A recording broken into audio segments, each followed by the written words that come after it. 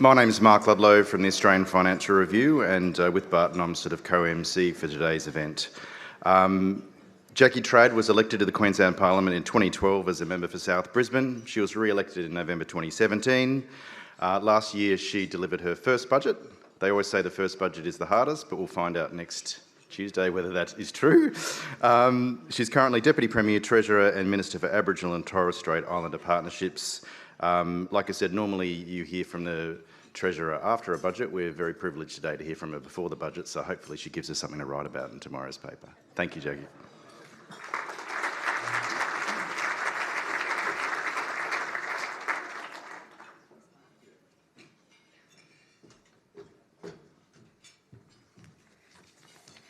Well, thank you very much, Mark, for that introduction. I would like to start by acknowledging that we meet on the land of the Turrbal and the Yagara people and pay my respects to their elders past, present and emerging.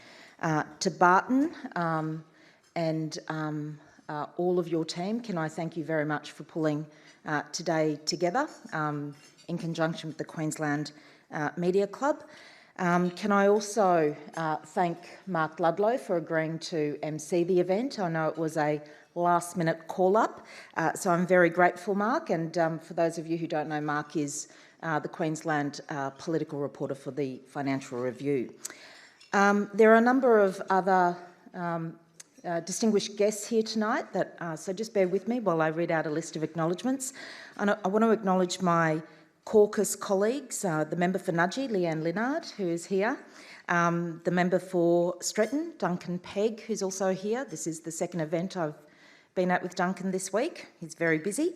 And I think the member for Ipswich West, Jim Madden, is here. Yes, he's clapping himself. No, he wasn't. No, he wasn't. To everyone from the business community, everyone from the trade union community who's here.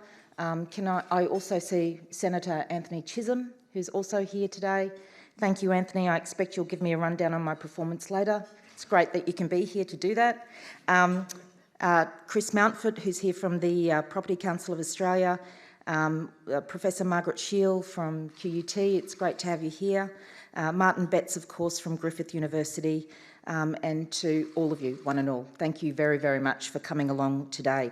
I'd also like to acknowledge, of course, the sponsors of today's event, Griffith University, my alumni, and the Airport Corporation, Brisbane Airport Corporation, as well as Civil Contractors Federation. Thank you all very much for partnering with the Queensland Media Club in today's event.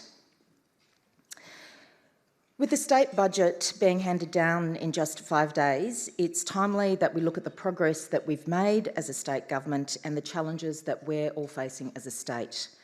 Budgets are primarily plans for our future. They also provide the opportunity to reflect on the progress we've made. But most of all, budgets are about choices. In this budget, the Queensland Government faces the choice between staying the course or changing tack. To maintain our investment in job-creating infrastructure and frontline services for a growing state, or to withdraw the government's investment. For the Palaszczuk government, the choice is clear. We choose to stay the course, to maintain our effort and our investment in Queensland's future. We'll stay the course because the government's strategy of investing to strengthen our economy is working. In terms of how our strategy is working, let's start to look at the evidence. For this government, there is no greater priority than creating secure jobs for Queenslanders. Dignity, opportunity, prosperity, all of these come from secure, meaningful work. 199,000 Queenslanders have found work since January 2015 under the Palaszczuk Labor government. And more than half of those jobs have been full-time jobs. That's an average of more than 2,100 full-time jobs per month created under the Palaszczuk government, compared with the loss of 240 jobs per month under the previous LNP government. Overall, the unemployment rate has fallen below 6% to 5.9% as at April this year. down from the peak unemployment rate of 6.7% reached under the Newman LNP government. And our focus on regional jobs is working. When the Palaszczuk government was first elected, the unemployment rate in Mackay was 9%. Today, it's 4.3%. Similarly, in Cairns, unemployment was 8%. Now it's 4.8%. The gap between regional and SEQ unemployment rates has continued to narrow, with a difference of just over half a percentage point in April this year.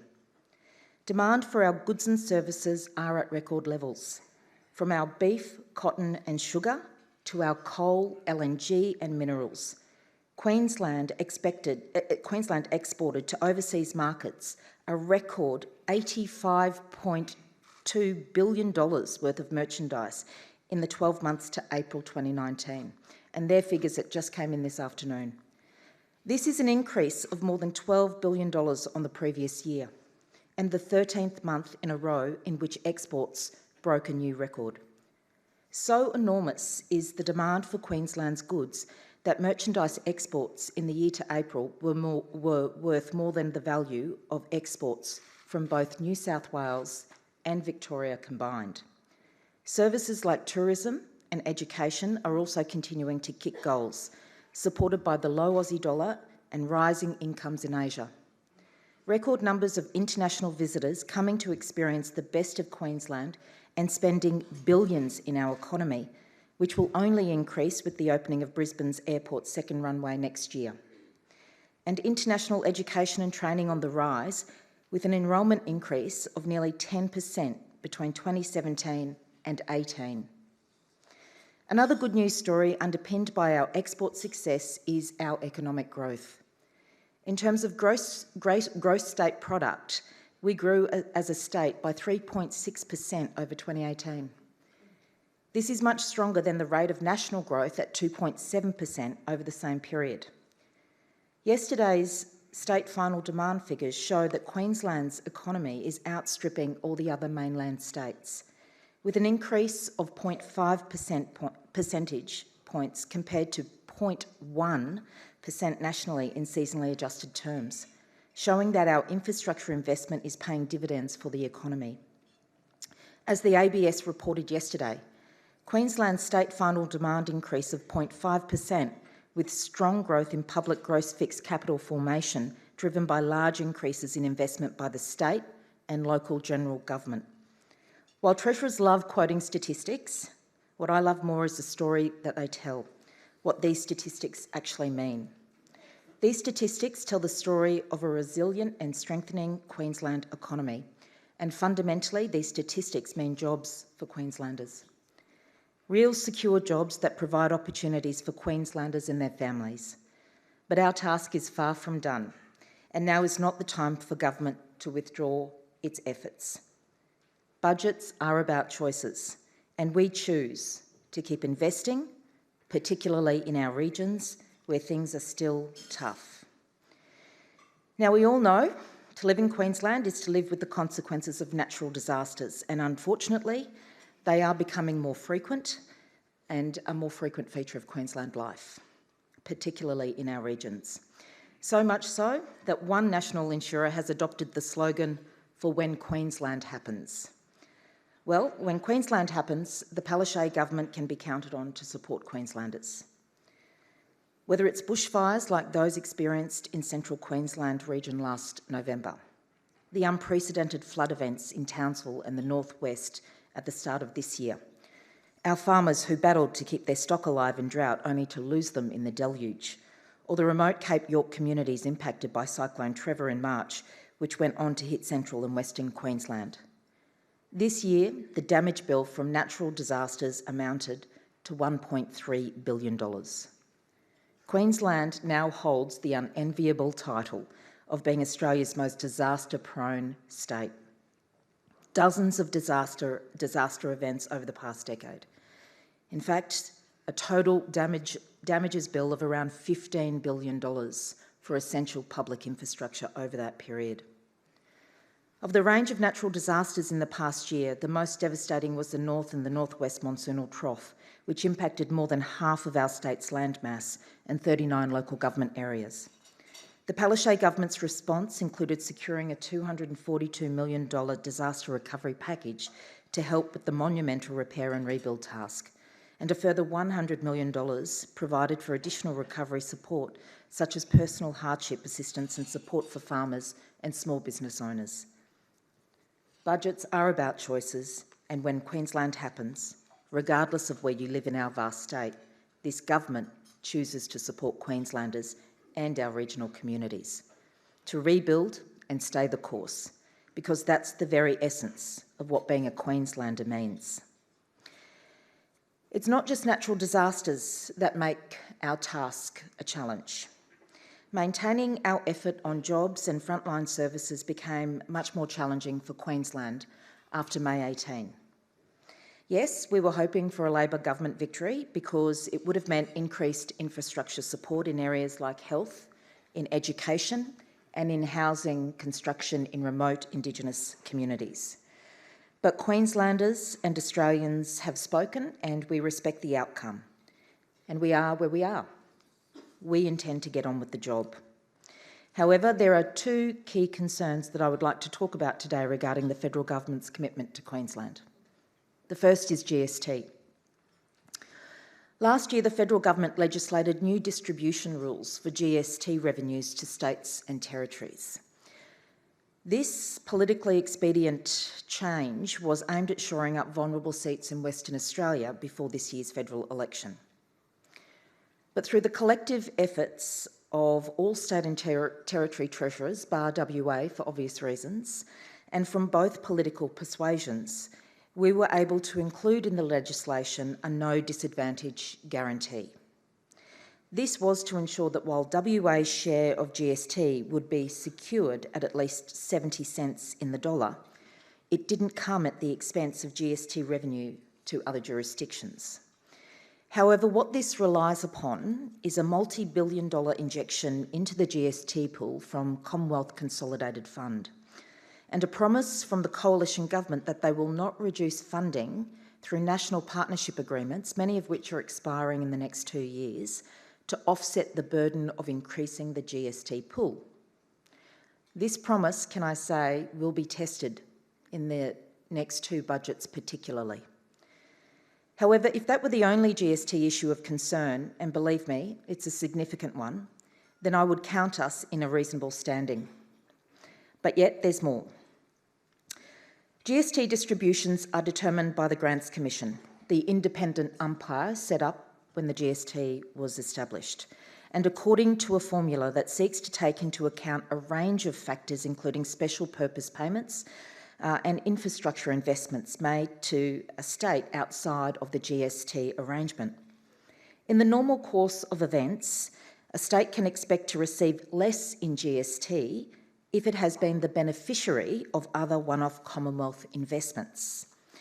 However, the Federal Treasurer, Mr Frydenberg, wrote to the Grants Commission on the 11th of February without the knowledge of all of the states and territories at that time, and directed them to exclude from their consideration around the GST distribution a significant list of payments made to all states and territories except Queensland.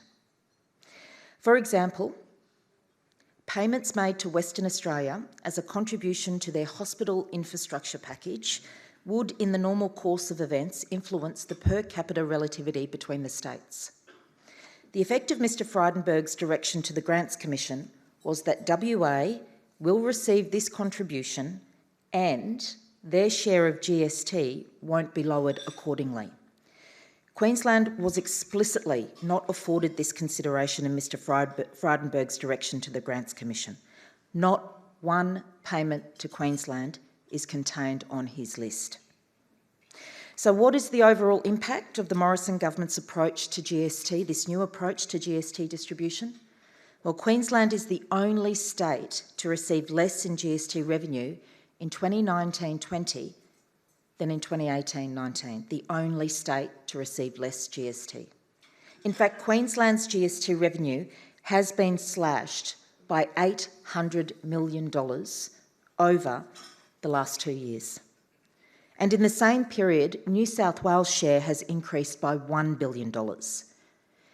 In this, the first week of the State of Origin, and wasn't the win last night fantastic, but in this, the first week of the State of Origin, there is absolutely no doubt where Mr Morrison's loyalties lie.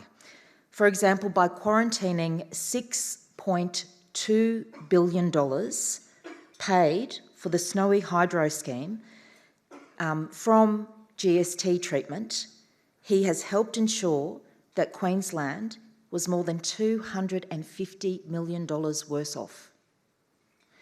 Mr Morrison said on election night, "How good is Queensland?" Well, perhaps he was referring to how good we've become at subsidising his home state and, in relative terms, the rest of the country. Frankly, it's not good enough, and Queensland rightly deserves more.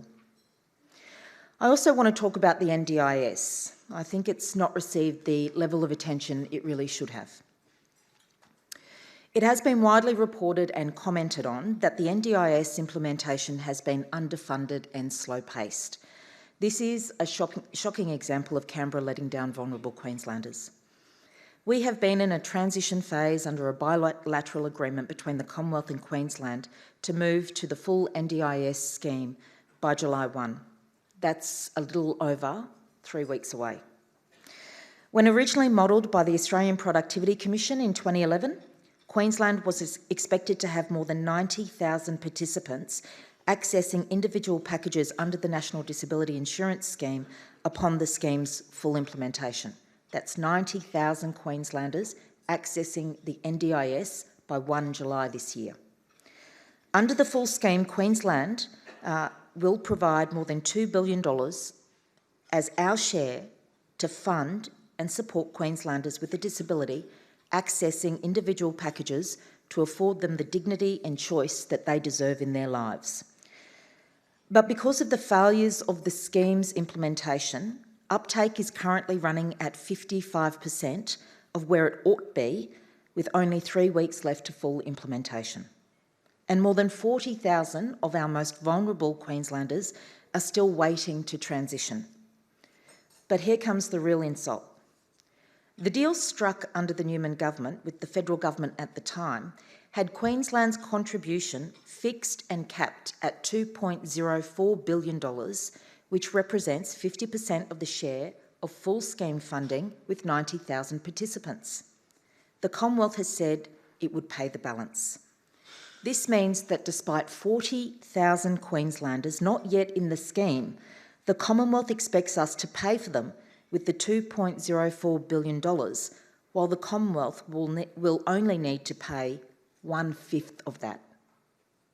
Unless we get clarity from Canberra, and I have written to the Federal Treasurer on this, and I have spoken to him as well, unless we get clarity from Canberra, the risk is that Queensland will stump up the lion's share of up to 80% of participant package costs, while Canberra benefits from billions in underspends over the next few years, and that is fundamentally unfair.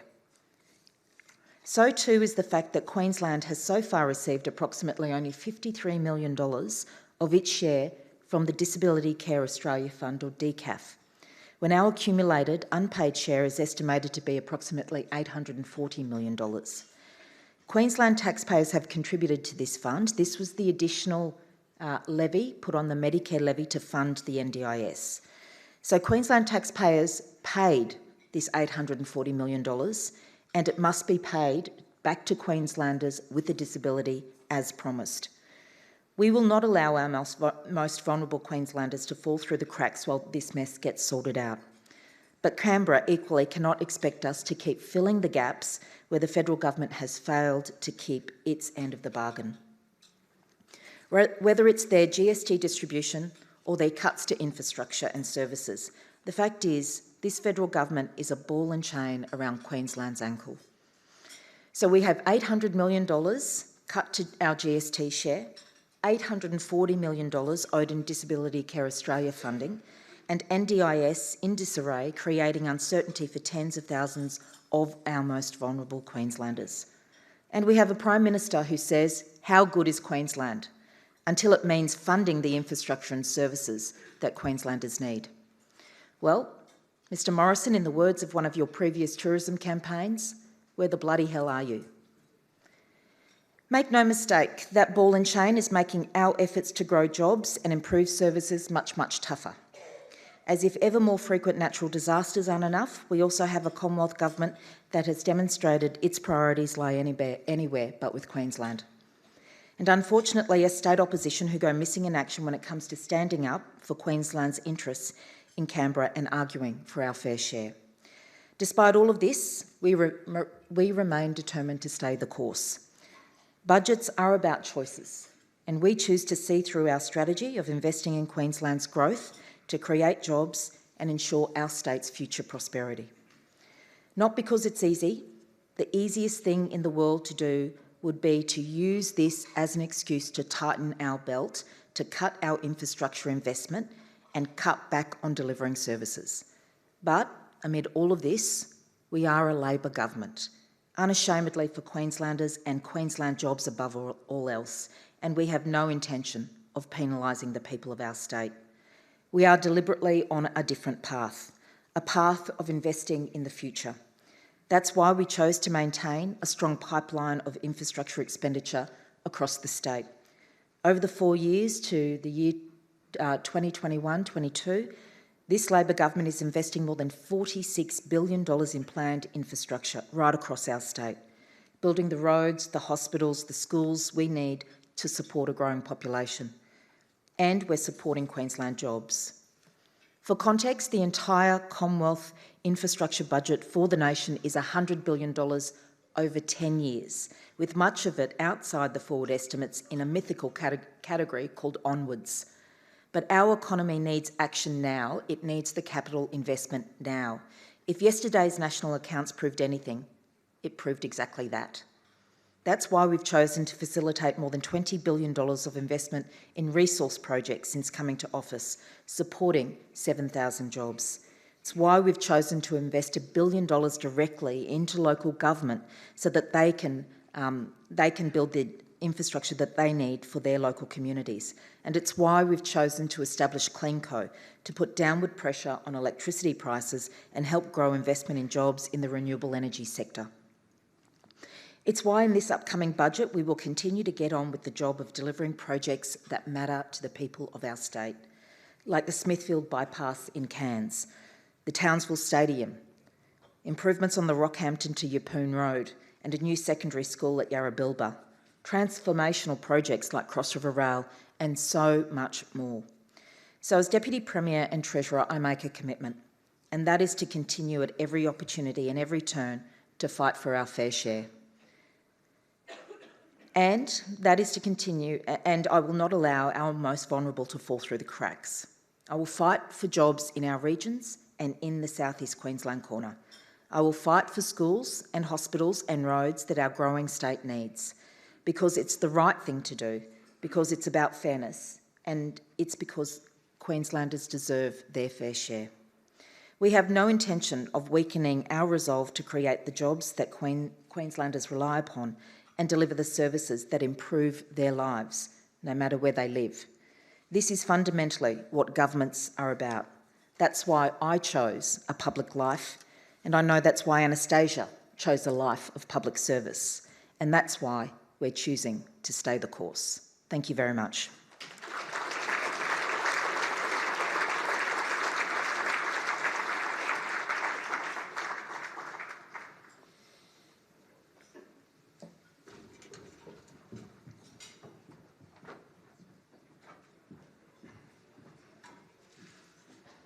Thank you, Treasurer. We can sit here and look Thanks, comfortable.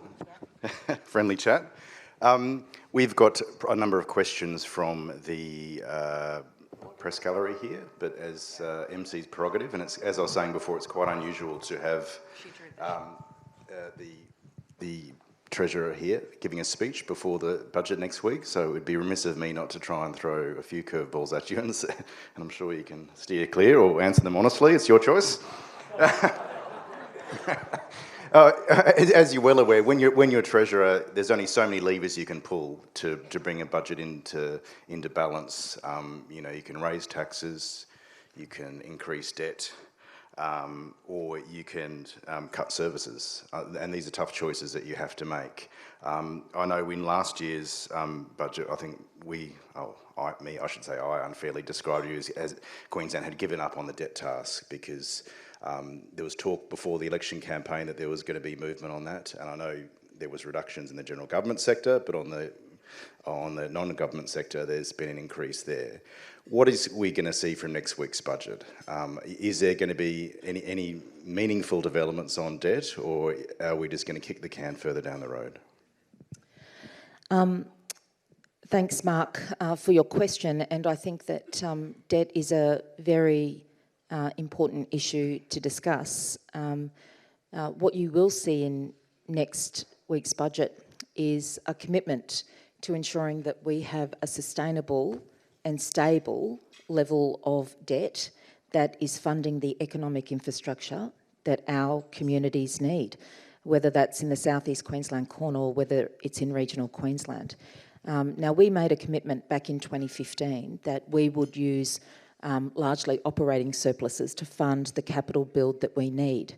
And I'm pleased to say that that has been something that we have been not only working hard on, but delivering. So our debt levels today are much lower than they had been forecast under the previous government, because we have been working hard to make sure that we are not only using operating surpluses to fund infrastructure delivery, but to also make sure that where we do raise debt, we're raising debt for economic infrastructure that returns back to the state, back to the people of Queensland, a significant productivity and economic dividend, and multi-generational too.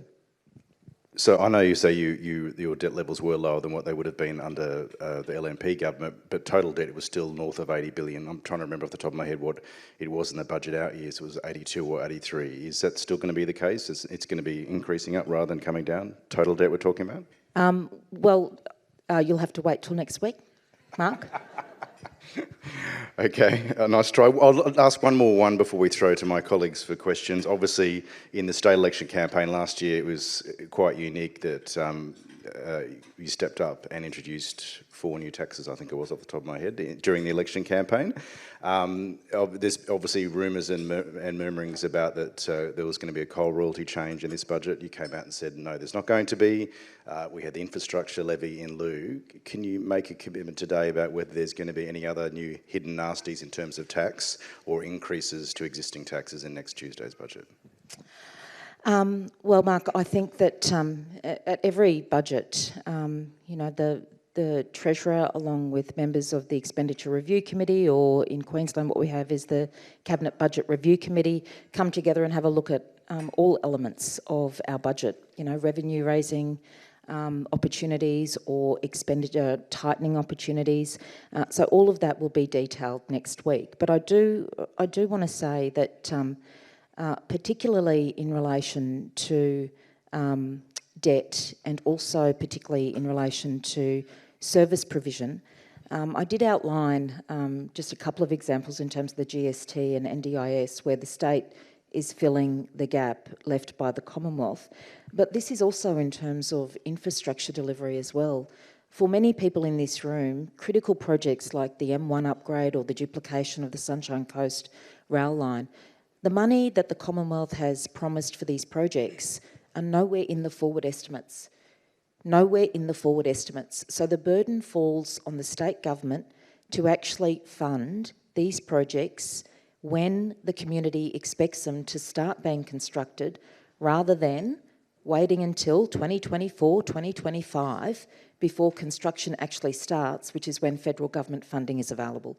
So these are some of the tough choices that we've had to make coming into this budget. But I think what is very clear from yesterday's national accounts figures and what the ABS has said, if government at this particular point in time was to seek to considerably tighten its belt, then there would be a significant impact on our state economy. And we choose not to do that because we know the ramifications in terms of jobs and economic prosperity, particularly in the regions. Okay, I've got a long list of questions here, but we might throw to my colleagues. If you could just stand up with the mic and say where you're from. I'm sorry, it's just questions for the journos today, so if you've got a dying question, maybe you could slip one of them a question. But anyway, I think we've got Sarah Elks from the Australian. I think that's a bit unfair. I think you should invite questions from the audience too. I'm just following the rules, Treasurer. Thanks, Treasurer. Thanks, Mark. As you mentioned, Mark, the Treasurer has ruled out raising coal royalties in this budget and potentially the next couple if the companies kick into your regional infrastructure fund. Can you give any comfort to the gas companies in the room that you'll offer a similar guarantee that royalties won't be raised in their sector? Thanks, Sarah, for that question. Look, as I said, I'm not going to rule things in or out before the budget. I think today is a great opportunity for us to have a conversation about the particular challenges and the progress that we've made as a state government. We know that the resources sector actually provides an incredible amount of prosperity to our state. And I'm very proud of the work that Labor governments in the past have done to galvanise and accelerate the LNG industry here in Queensland. 10 years ago, we were exporting zero LNG to the world, and now we are one of the top 3 exporters. LNG has overtaken thermal coal. It's now twice the export value of thermal coal to our state. So it's a great success story and one that we want to see continue, as we want to see success continue in all the resources sector of Queensland. But we don't just want our traditional industries to continue to grow. We want new industries to come to Queensland, whether that's advanced manufacturing, whether it's about accelerating the piloting and the commercialisation of hydrogen through a $19 million injection. I mean, these are the resource opportunities of the future. So we want to not only guarantee our traditional resource sector success, but we want to see new resource and energy investments in our state. I think it's Lane's up. Treasurer Lane Calcutt from 9 News. I think I know what the answer will be, but I have a crack anyway. It's back to Mark's question and your non-answer. You said all will be revealed next Tuesday. Sarah's question and your non-answer, you're not giving away any details. Will taxes and charges rise next week to cover some of the rip-offs from Canberra and some of the budget drains like natural disasters and also stamp duties? Thanks for the question, Lane. And look, what I can say is that the Premier has made a commitment, and we have stuck by the commitment, that in terms of any revenue-raising approaches that we take as a government, they will not have an impact on Queensland households, and that's a commitment that we've kept, and we will absolutely keep it in next week's budget. I mean, whether it's about the implementation of the waste levy and making sure that households are absolutely covered for that, so that there's absolutely no increase to taking out your wheelie bin, we will make sure that Queenslanders are not bearing the brunt of Canberra's rip-offs. So no, the answer is no. There will be no increase on your taxes. The answer was the answer, Lane. So you're saying mums and dads or households aren't going to be affected, so is it just going to be the business sector or companies that are going to cop it in the neck next week? No, it's not going to be that at all, Mark, and as I said, we will outline our detailed approach.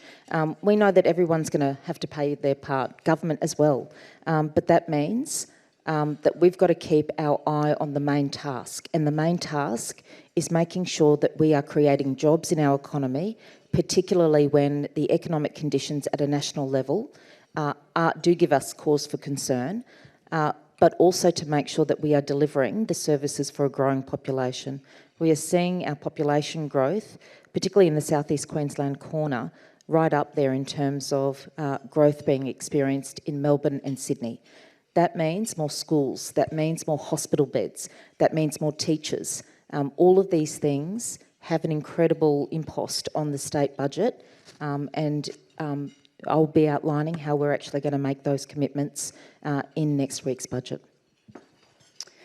Treasurer Alison Horn from ABC News. Have you done any modelling around when the budget will be able to sustain itself without royalties from thermal coal? Do you have a date in mind? Thanks, Alison.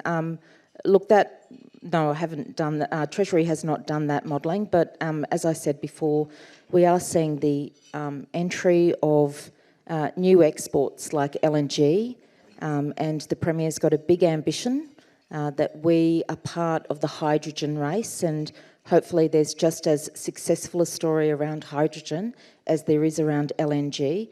So what we do know is we want to keep exporting to the world. We have an abundance of incredible resources in Queensland, not only in terms of minerals and energy products, but also in terms of our people, our brains, our produce, and we want to keep exporting all of that to the world. And we are blessed. We sit on the doorstep of the fastest growing economic region in the world, with incomes rising at an astronomical level. And we've got a real opportunity to make sure that we secure our state's future, our people's future, by having excellent trade ties with our Asian neighbours. And that's what we're focused on particularly. Just a quick supplementary to that one. Obviously, coal royalties are still pretty crucial to the Queensland budget. Expectations of delivering $5 billion this financial year, and if you look on the forward years, it doesn't look like it looks like it's going to be slowing anytime soon. Obviously, that's what it's not going to happen anytime soon, basically, is basically what I'm saying. The RBA had a speech yesterday where they were saying that the fast-growing middle class in India was going to fuel the resources boom for many decades to come. So it's not going to be happening anytime in the short term, is it? What we do know is particularly our metallurgical coal is going to be in demand for a very long period of time. It is of a very, very high quality, and as long as our neighbours are needing to build cities, manufacture solar panels or scalpels in surgeries, it doesn't matter, or cars, they are going to need metallurgical coal, and we are absolutely blessed with we're absolutely blessed with the best quality metallurgical coal in the world, which makes it in high demand. In terms of thermal coal, it accounts for about 30% of our coal exports, and we are seeing that demand for thermal coal remain in a reasonable, stable level.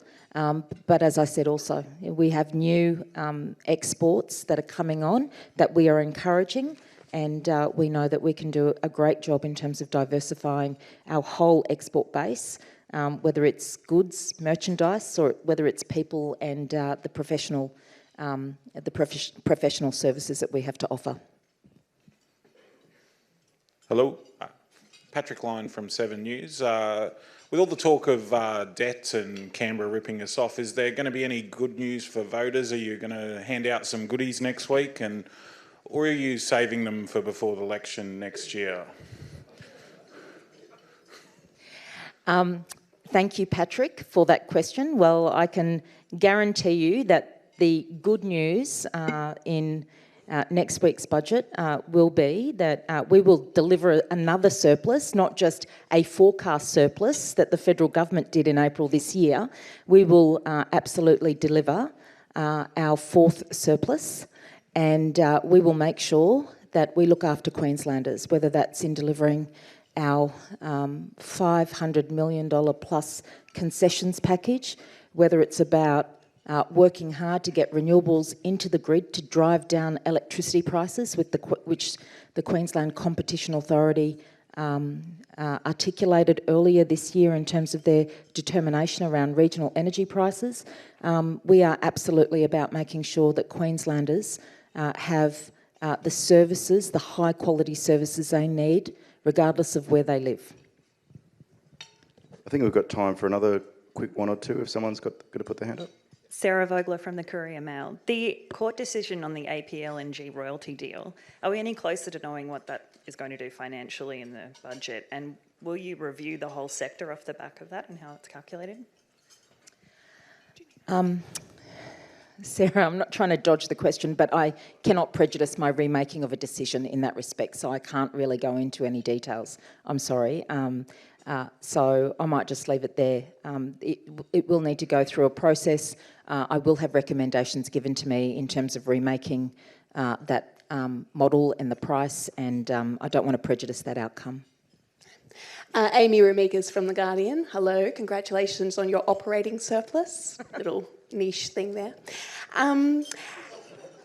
Al Gore is just down the corridor, and a couple of years ago he said the choice is between the Great Barrier Reef and Adani.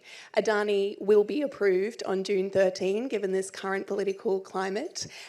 Greenhouse gases have gone up in the last quarter, 0.8% again. Annually, that's 0.7% that they've continued to raise, in large part because of gas and coal exports, which Queensland relies on. So has Queensland chosen Adani politics over the reef, and how do you justify that? Thanks, Amy, for the question. Look, can I say, and I think my my comments have been widely reported, they're in the public domain for all to see. I have enormous respect and admiration for Al Gore, absolutely. But let me say that I don't think that is the choice before us. I think the choice before us is whether we as a nation actually have a national, systemic, coordinated approach to climate change policy and energy policy. That is the choice that we have. And so far we have failed in that choice for more than a decade. Whether or not Adani goes ahead, and I don't agree with your assumption in your question, is up to the economics and the environmental impact of that project. Fundamentally, where we are failing as a nation, and this is not just Queensland's burden to bear, this is not just the coal mining communities of central Queensland's responsibility to bear. This is a national burden, a national responsibility that we as Australians and Queenslanders need our federal government to take action on. Now, here in Queensland, we have already moved at a remarkable pace to ensure that we are transitioning our economy. And some of the areas that are the most enthusiastic around taking up solar PV installations are in regional Queensland because it makes economic sense. So we have already committed to a zero net emissions target by 2050. We have already accepted a target of 50% of our energy generation coming from renewable resources by 2030, and we're already at 20% of 50%. So, and they are just some of the metrics, but the fundamental premise of the question, which is this one mine or the Great Barrier Reef, I disagree with. I fundamentally disagree with. Our choice as a people is what we are doing as a nation to reduce carbon emissions, to keep the cost of electricity down for consumers, and to make sure that we are doing our bit as a well-educated, highly developed, wealthy nation to reduce global emissions. Well, that is our choice. That was answered just a couple of weeks ago, what we're doing with that. But just quickly as a supplement, when you had dinner with Mr. Gore recently, did he ask you about Adani? And did you have to talk to him about that? Oh, not only Mr. Gore, but a number of people around the table.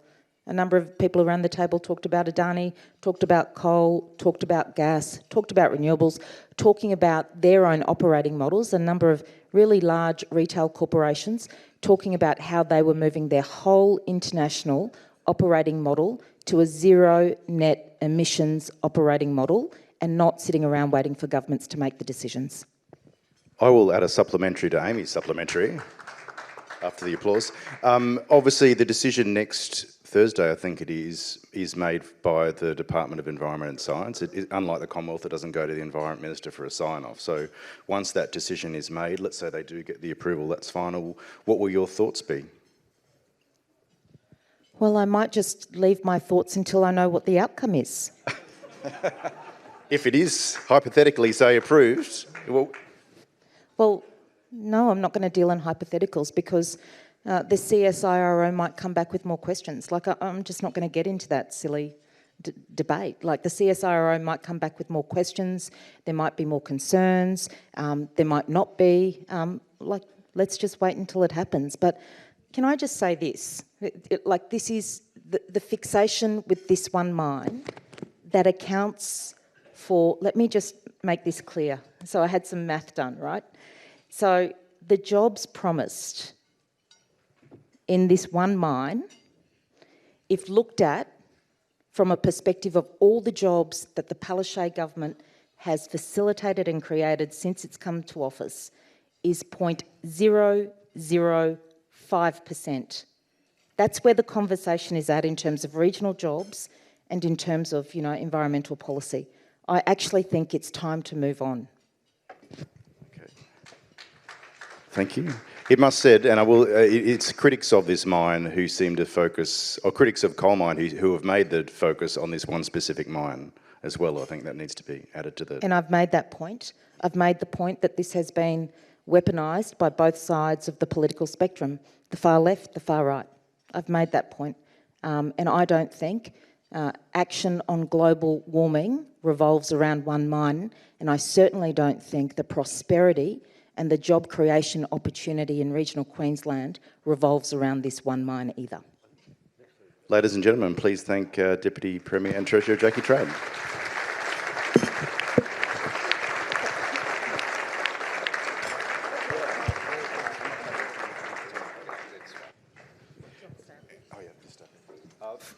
Just got one more formality before we let you head back to your respective offices. Could the Deputy Premier please come over and draw the Lucky Door Prize, which is Civil Contractors Federation bottle of Henschke.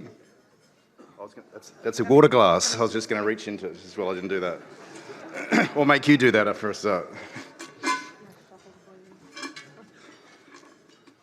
And it's Mark Ludlow. No. Who have you got? Ross Larson. We have Ross Larson from APA. Obviously, he's here. There you go. If you can collect your prize from the registration desk when you exit.